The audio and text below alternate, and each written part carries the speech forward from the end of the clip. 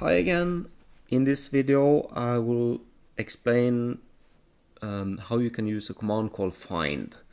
And in my opinion, the find command is maybe the most useful tool in Linux. You can do extremely a lot of things with this command. But just start with the basics. So first of all, just running the command find will just print out whatever files and folders you have. That's not very interesting. So in this case, we might do a kind of, let's say, find, and the next parameter is where. So I can specify the folder where it should do the search from. But in this case, I'm already in the folder. Let us say HTTP host. So I just do a dot, which means current folder. Find will search for both folders and files, so I can specify that it should only search for files, and I can give it that specifics, the name of the file. Okay, so in this case I can do a star, which means anything, and .conf. This means it will try to find all the files named which have the ending file extension .conf. Okay, so interesting maybe, but I can also do like inc, so you can, yeah, as you can see, so some are include files, other are configuration files. But normally searching for the file names are maybe not that interesting. I'm more interested in finding a certain word inside a specific file. And you can do this by, so let's now try go back to the conf. Actually, you can just take this away. You do find all files, send it through a pipe, and here comes a funny thing. You use a command called xargs, and then grep. And what do you want to search for? I know what I want to search for, so I'll do a server name. So find all the files that has certain lines of server name. So let's see what we get. Okay, so we get a lot of information here. So we first of all, on the first line we get the name of the file, and then we get the result. So you see here that in one of these files, maybe let's do this one, WordPress or Kark. There is a line called server name karkua.no. So if I do a vim karkua.no, you can see I have the line there, right?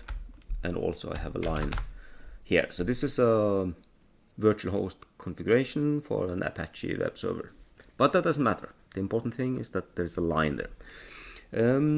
Okay, so let's see if we want to do something more about this, because maybe I'm interested to find, okay, this server, if I do word count, I have 122 files. So opening each file, copying it out doesn't make sense, right?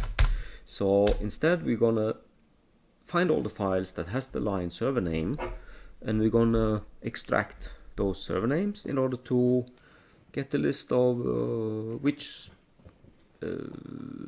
web domains I have on this server. So I do another pipe, then a awk, and I have to follow the syntax. And what do I want to do? I want to print the third line. So let's do that. Aha, starting to get better. Now let's do a sort maybe, and then we do a unique. And as you can see now, I get something that looks like a list of server names on this server. The final thing I could do here is I use a sed command, search. Well, I will not let's do it. Man sed. So this is a stream editor for filtering and transforming text. Yeah, so very helpful. Let's do a sed, and then I'm searching for and changing, replacing, sorry. So what do I search for? And here comes the funny stuff. I search for this character, which means the beginning. So I'm searching for what is in the beginning, which means the character in front of the first character, which is nothing. And then what do I want to do? Yes, I want to change the beginning with HTTPS. And now I can't use this because it's already separator character, so I have to do this in order to escape it. Okay, so search for the beginning and extract it, replace it with HTTPS // Let's see what happens. So you see now I got this one written in front of, and if I copy this line, I can send it to me by email. For instance, I can do mail and then my email address, something, whatever. I will get several lines that I can click on because they will be made clickable, and if I just want to go through them very quickly, that's one way of doing it. Yes, okay, so to repeat, find is a very useful command. I'll make one more example. So if you do a search for files, you can also do a mtime. Find only the files which have been changed in the last 10 days. mtime, last 10 days. No one. Let's do 40. Okay, 40 may be too much. There. So these are the files that were changed within the last 30 days, right? That can be interesting because sometimes you, if you are several people working on the same server, and you wonder what have changed in the last 2 weeks, or that's one way of getting that very quickly.